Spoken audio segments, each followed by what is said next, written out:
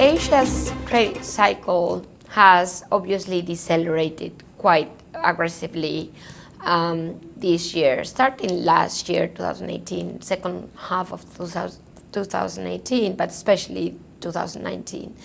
The reason for the deceleration in the credit cycle is quite obvious, is the deceleration in the economy, so less demand for credit.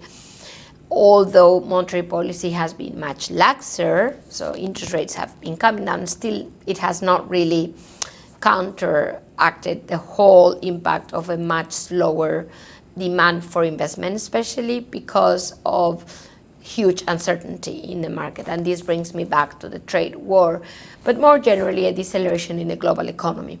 So here is the thing. The credit cycle is on its way down, but after a quite aggressive increase in credit in the region in the last few years. So, we all know that only when the water comes down, you actually see the corpses in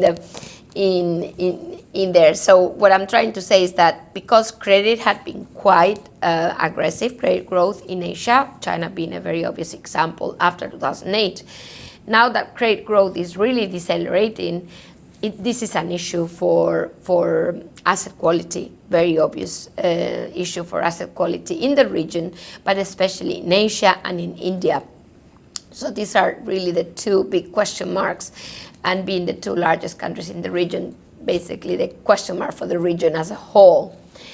On market risk, we are in a situation where interest rates have been coming down quite aggressively in Asia. This is true for North Asia, Korea, case in point, but also Indonesia, the Philippines, the whole of Asia has been following, in a way, the Fed moved towards a laxer monetary policy, and in a way even beyond the Fed. Australia is another clear example of several cuts anticipating the Fed. And they've tried to anticipate the Fed because they all did not want to follow the dollar, meaning the dollar has been very strong up to now, and the only way to delink these currencies, Asian currencies, from the dollar, one of the best ways was to kind of accelerate those rate cuts, even before the Fed.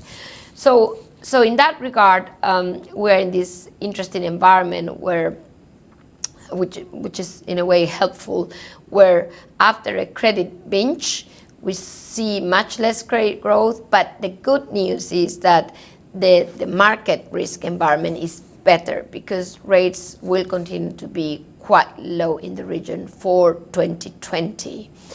There could, however, be instances where certain economists think about Indonesia or India, although their current account deficits have clearly shrunk, so the risk is much less than in the past, especially 2013 with the tapering. But the reality is that they really can't cut